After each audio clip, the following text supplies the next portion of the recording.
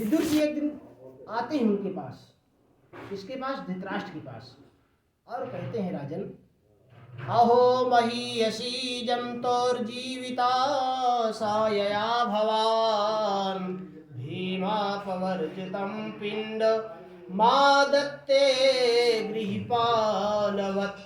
राजन, अभी भी आपकी क्या जो लालसा है वो खत्म नहीं हुई है?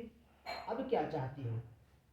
100 पुत्रों को गवाए बैठे हुए हो, लेकिन स्थिति कैसी है? मादत्ते गृहपालवत् अहो महीयसी जंतुर्जीविताशया भवान भीमा पवर्जितम पिंड मादत्ते। जी, जिस प्रकार से श्वान दरवाजे के पास रहता है, लोग टुकड़े दे देते हैं, वहां से फिर गया दूसरे दरवाजे, वहां टुकड़े पा गया। इस लालसा को कम से कम अब तो मिटा दो कि अभी भी कुछ बाकी है। विदुर जी ने ऐसे शब्दों का प्रयोग किया, इतना सुंदर समझाया धृतराष्ट्र और गांधारी को, उनके मन में तुरंत वैराग्य उत्पन्न हुआ कि बात हकीकत कह रहे विदुर जी कि अब भी हम इस भोजन के लिए यहाँ पर पड़े हुए हैं, कोई मतलब नहीं है ये सब गंवाने के बाद भी। उसके बाद जैसे ही विदुर जी समझाते हैं, विदुर जी के समझाने के बाद तुरंत निर्णय करते हैं धृतराष्ट्र जी और गांधारी से, कहते कि हम सब लोग अब यहाँ नहीं रहेंगे, यहाँ से हम चलेंगे।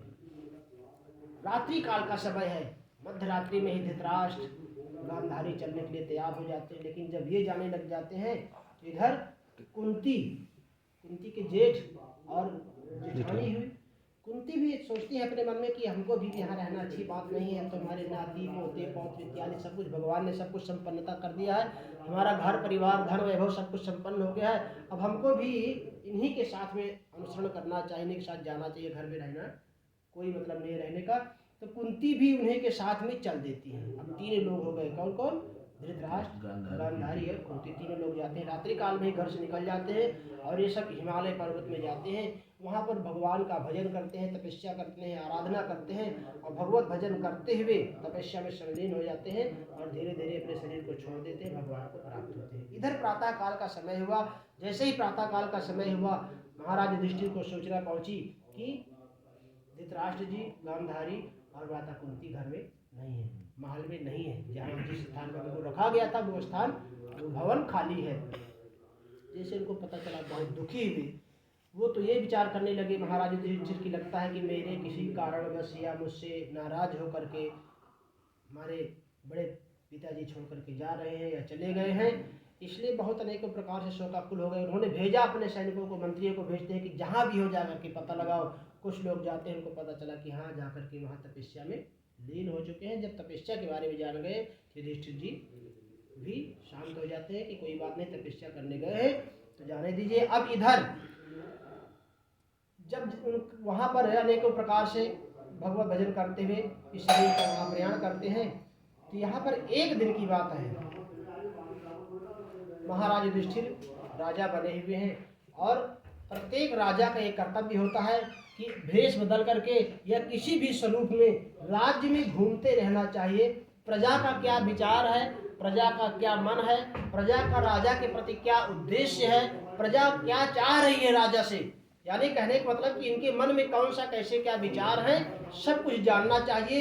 ये सच्चे राजा के लक्षण होते हैं। तो जो सच्चे राजा होते हैं कि हमारे बारे में, हमारे इस प्रजावासियों के हृदय में, इनके मन में कौन सा क्या विचार चल रहा है, उसको जानने के लिए वो भेष बदल करके जाते हैं। महाराज युधिष्ठिर भी अपने प्रजा में अनेकों प्रकार से घूम रहे हैं। लेकिन एक दिन की बात है, जब वो घूमते घूमते वहां देख रहे हैं तो कुछ ऐसी घटनाएं देखते हैं कि महाराज युधिष्ठिर बहुत चिंतातुर हो जाते हैं। उन्होंने क्या देखा कि ना पिबंति स्तनम वत्सा न दुह्यन्ति च मातरः रुदन्ति श्रुमुखा गावो न हृष्यन्ति व्रजे। उन्होंने क्या देखा कि ना पिबंति स्तनम वत्सा, जो गाय हैं अपने बछड़ों को दूध नहीं पिला रही है। और आगे जाकर के देखते हैं तो बाजार में अनेकों प्रकार के बड़े बड़े ताला लोग बनाने लग गए हैं। गायों के स्तनों से रुधिर यानी रक्त की धारा बह रही है, जहां दूध निकलना चाहिए वहां रक्त निकलने लग गया है। अनेकों प्रकार से अपशगुन देखते हैं। युधिष्ठिर जी ने जब अनेकों प्रकार के अपशगुन देखते हैं तो वहां से वापस आ जाते हैं, राज सिंहासन पर विराजमान होते हैं। वो समझ गए कि लगता है कि कलयुग का आगमन कुछ हो चुका है। हमारे रहते कलयुग आ गया है तो बहुत आश्चर्य की बात है। तब उन्होंने क्या किया कि अपने सभी भाइयों को बुलाते हैं, अर्जुन, भीम, नकुल, सहदेव, चारों भाई आते हैं और चारों भाइयों को भेजते हैं कि लगता है कि कलयुग का आगमन हो चुका है, आप लोग चारों दिशा में जाइए और जो सबसे आश्चर्य की घटना देखना, उस घटना को देख करके वापस चले आना। जाते हैं अर्जुन, भीम, नकुल, सहदेव, अर्जुन, भीम तीनों लोग जाते हैं, 3 दिशा में जाते हैं। जैसे जाकर के देखते हैं तो अर्जुन जब कुछ दूर पर गए तो एक आश्चर्य की घटना ये देख रहे हैं कि एक छोटा सा कुआं है और उसमें इतना अथाह जल है, अगम इतना जल भरा हुआ है कि समस्त नगरवासियों का उसी से काम चल रहा है और उसमें जल खत्म नहीं हो रहा है। जितना भी जल आप निकालते जाइए वो जल बराबर फिर भर जाता है छोटे से कुएं में। इस घटना को देख करके अर्जुन वापस आ जाते हैं। कुछ फिर इधर भीम गए हुए थे पश्चिम दिशा में, जा करके देखते हैं तो एक घटना ये देखते हैं कि वहाँ पर बहुत सारे श्वेत रूप में गाय थी। किस रूप में? श्वेत, सफ़ेद गाय थी और एक काली गाय वहाँ पहुँच गई और जैसे ही काली गाय वहाँ पहुँची कि सब के सब गाय काली हो गई, गाय ही सब काली हो गई। अब इससे बड़ा आश्चर्य क्या हो सकता है? भीम ने देखा कि सबसे बड़ा आश्चर्य है, यहाँ हजारों गाय श्वेत रूप में और एक काली गाय आई, सब के सब काली। वापस आ जाते हैं। नकुल, सहदेव गए हुए थे उत्तर दिशा में, जा करके देखते हैं, क्या देखते हैं कि जहाँ गन्ने लगे हुए थे और गन्नों के रक्षा के लिए जो जाल लगाए गए थे, जैसे गांव में जो रूम दिया करते थे, जो तार लगा देते हैं, तो जो तार लगे थे वही उस गन्नों को चूस रहे थे गन्ने बड़े आनंद के साथ। अब इससे बड़ा घटना क्या हो सकता है? उन्होंने क्या देखा कि जो वहाँ पर तार लगे हुए हैं, जिसके द्वारा रक्षा हो रहा है, वही सब आनंद से उसका उपयोग कर रहे हैं। नकुल, सहदेव वहाँ से वापस आ जाते हैं। महाराज युधिष्ठिर ने पूछा सबसे पहले अर्जुन से, अर्जुन क्या देखे आज सबसे बड़ा आश्चर्य घटना? अर्जुन बताते हैं कि भैया मैंने देखा कि एक छोटी सी बावली थी, छोटा सा जो कुआं था, उसमें इतना अथाह जल, गहराई कोई पता नहीं, लेकिन समस्त नगरवासियों का उसी से काम चल रहा था। तो इसका उदाहरण उन्होंने युधिष्ठिर जी ये बताया, इसका मतलब ये होता कि देखिए कलयुग में माता पिता के पास चाहे 10 संतानें हों, 4, 6, 8, 10, चाहे जितने संतान हों, लेकिन वो सबका पालन पोषण एक समान करेंगे। चाहे जिस भी स्थिति में हो, चाहे जैसी परिस्थिति में हो, लेकिन वो सबका पालन पोषण कर ले जाएंगे।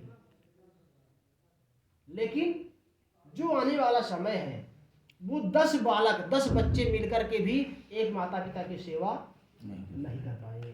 और ये प्रत्यक्ष प्रमाण है, हम लोग देख भी रहे हैं आंखों से कि अगर 4 बालक हैं और माँ है और पिताजी है तो उनका नंबर लगा हुआ है।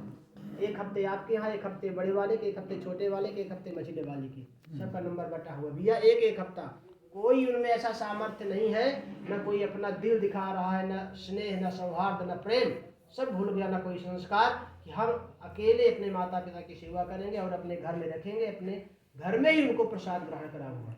कोई नहीं है, सामर्थ्य होते हुए भी नहीं, सामर्थ्य होते हुए भी नहीं करते हैं। जो जितना अधिक सामर्थ्य है उतना ही साइड कर रहा है। भैया दूर रखो, ये कलयुग का पहचान है। कलयुग इसका मतलब आ चुका है।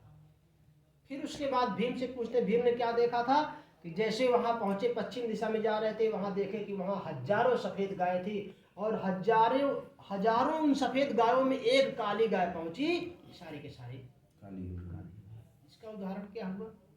इसका उदाहरण यही है, आप कितना भी अमृत की वर्षा करते रहिए, इसमें लोगों का रुझान, मन हकीकत में बहुत कम होता है। और यही अभी अगर एक आ जाए, ठुमका लगाने वाली आ जाए, चाहे लगाने वाला आ जाए, कोई जबरदस्त ऑर्केस्ट्रा की पार्टी हो जाए, या यही कहीं बगल में आ जाए, तो भैया आप अमृत की वर्षा करते रहो, व्यासे बचेंगे, हो सके तो उनको भी टांग के ले जाएंगे। तब तो बड़े बड़े मुचकुंद जग जाएंगे, उनको भी टांग के ले जाएंगे। ये तो फिर जब चाहोगे तब कर लोगे भैया, पहले उसको देखना जरूरी है, वहां चल के सुन लो। ये कलयुग का लक्षण है, मतलब ये 100% सही है। युधिष्ठिर जी ने समझ गए कि कलयुग आ गया है। बात हकीकत है। देखो साला इससे बड़ा दुर्भाग्य क्या हो सकता है कि एक कोई देखिए अगर अभिनेत्री या कोई बॉलीवुड का आ जाता है अभिनेता टूट तो पड़ते प्राण गवा गवा करके लगता है जान निकल जाएगा, जहाँ हजार लाखों में है? हजारों किस में तरह से भीड़ लगा देते हैं। भीड़ में। लेकिन अगर अभी एक कोई सच्चा संत अगर आया हो तो शायद उसको देखने के लिए कोई नहीं जाएगा कि हाँ कितना प्रतापी है, कितने तपस्वी है, किस प्रकार से, कोई मतलब नहीं। परम ये कलयुग का लक्षण है। उत्तर दिशा की ओर नकुल सहदेव जाते हैं, वहाँ क्या देखते हैं कि गन्ना लगा हुआ है और गन्ने के लिए जो वहाँ पर तार लगाए हुए हैं वही सब गन्ने को बड़े आनंद के साथ में भक्षण कर रहे हैं। तब वो बताते हैं कि भैया हमने ये देखा उत्तर दिशा की ओर, तो युधिष्ठिर जी ने कहा इसका मतलब कलयुग आ गया है, क्योंकि कलयुग में यही होता है कि जो रक्षक होगा वही भक्षक होगा। इसीलिए देखिए जैमिनी ऋषि ने जब इसमें व्यास जी श्लोक लिखते हैं भागवत में नवम स्कंद में इसमें लिखते हैं कि मात्रा शस्त्रा दुहित्रा व नाग वित्ता समो भवेद बलवान इंद्रिय ग्रामो विद्वान समपि कर सकते। कितना भी बड़ा विद्वान ही क्यों न हो, विद्वानों का ऐसा विचार है और विद्वानों की ऐसी मति है, विद्वानों का ऐसा कथन है। शास्त्रों में व्यास जी से ये भागवत में लिखते हैं कि मात्रा शस्त्रा दुहित्रा व, एकांत में भले ही अपनी माँ हो, बहन हो, भांजी हो, अपना ही कितना खास ही क्यों ना हो, लेकिन एकांत में उसके साथ भी नहीं रहना चाहिए। तो इसी में जैसे किसी ने टिप्पणी किया था कि व्यास जी आपने ये श्लोक गलत लिख दिया है, ऐसा नहीं हो सकता है, लोग इतना हद तक नहीं पार कर सकते हैं। तो उन्होंने कहा कि ऋषिवर यह कलयुग है, ये बात मानिए कि रक्षक ही भक्षक होगा। और हकीकत बात देखिए, जिसको आप सबसे अधिक विश्वासी मानिए और सब कुछ छोड़ दीजिए इसके ऊपर, तो समझिए कि कल्याण है। तो ये कलयुग का लक्षण है कलयुग में। तो इसके बाद हुआ क्या, जब जैमिनी ऋषि ने कहा कि नहीं ये लोग गलत है, तो उन्होंने कहा कोई बात नहीं, दिखा ही देते हैं दिन प्रैक्टिकल करके कि बरसात का मौसम है, झमाझम बारिश हो रही है और जैमिनी ऋषि अपने कुटिया में बैठे हुए हैं, मध्य रात्रि का समय है। व्यास जी ने एक तरुणी का अवस्था बना करके सुंदर साड़ी पहन करके और भीगते हुए पहुंच जाते हैं, गुरुदेव शरण दे दीजिए। देख रहे हैं स्थिति बहुत कांप रही थी, मेरी स्थिति बहुत खराब है, तबीयत भी खराब हो जाएगी।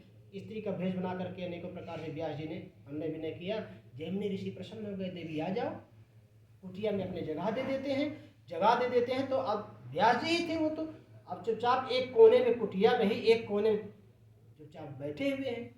तो जैमिनी ऋषि ने कहा देवी इस प्रकार से कांप रही हो, ये अच्छी बात नहीं, ऐसा करो, उनके पास जो था कुछ कपड़े अपना देते हैं, कपड़े बदल लो और आराम से रहो। नहीं आप कपड़े बदल लो, नहीं इस प्रकार से भीगे अवस्था में हो, आपको दिक्कत हो जाएगी, बीमारियां पकड़ लेंगी, बहुत सारी परेशानियां हो जाएंगी। तो उन्होंने कहा कोई बात नहीं गुरुदेव, मुझे बहुत शांति है, मुझे एकांत में ही रहने दीजिए। लेकिन जैमिनी ऋषि कहाँ मानने वाले थे, कपड़े बदलवाते हैं, उसके बाद कपड़े बदलवाने के बाद कहते हैं जैमिनी ऋषि ने कहा कि ऐसा करो कि कहाँ भटकोगी इधर उधर जा करके, मेरे साथ शादी कर लो, यहीं आराम से कुटिया में रहो। तब व्यास जी ने कहा धीरे से कि गुरुदेव ऐसा शादी तो कर लूँगी, लेकिन मेरा एक शर्त है।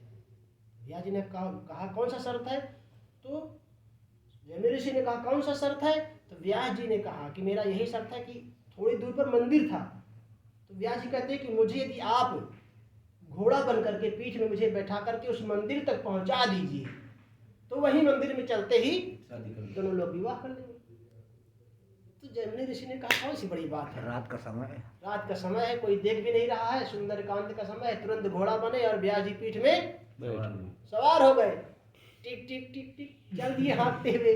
अब देखिए वृद्धावस्था है, ऋषि है, तपस्या कर रहे हैं, लेकिन शादी करने के लिए इतना उद्यत हो गए कि घोड़ा बन गए। और अच्छा व्यास जी ने घोड़ा ही क्यों बनाया? क्योंकि घोड़ा को भी बहुत कामी मानते हैं इंद्रियां, इसलिए इंद्रियों को घोड़े के समान कहा गया है। तो इसलिए घोड़ा बन जाते हैं जैमिनी ऋषि और उस मंदिर तक पहुंच जाते हैं। जैसे मंदिर में भी देखिए सीढ़ियां भी हैं, सीढ़ी चढ़ करके घोड़े बले ही मंदिर में पहुंच जाते हैं। जैसे ही वहाँ पहुंच जाते हैं तो कहते देवी आप तो विवाह कर लो। अब वो देवी नहीं, वो तो देवता थे। तुरंत उस पल्लू को हटाते हैं और बड़े बड़े दाढ़ी ऋषि मुनि व्यास जी कहा गुरुदेव देख ली। तो जैमिनी ऋषि नतमस्तक हो जाते हैं कि आपने जो कुछ लिखा एक एक शब्द 100% सही है। तो कहने का मतलब कि कलयुग में देखिए, कलयुग में क्या होगा, नकुल सहदेव ने उत्तर दिशा में क्या देखा कि रक्षक ही भक्षक होगा। ये कलयुग का लक्षण है। इन सब लक्षणों को देख करके युधिष्ठिर जी ने कहा फिर अब तो हम लोगों को चलना चाहिए। यह रहने का कोई मतलब नहीं रह गया, क्योंकि हमारे रहते यदि कलयुग का आगमन हो जाए तो समझिए कि भाई नियम को कोई बदल नहीं सकता है। नियम अटल है, ध्रुव सत्य है। इसलिए यही हम लोगों की भलाई है कि हम लोग अभी से ही निकल चलते हैं। परीक्षित जी को बुलाया गया और परीक्षित जी का राज्याभिषेक करते हैं और परीक्षित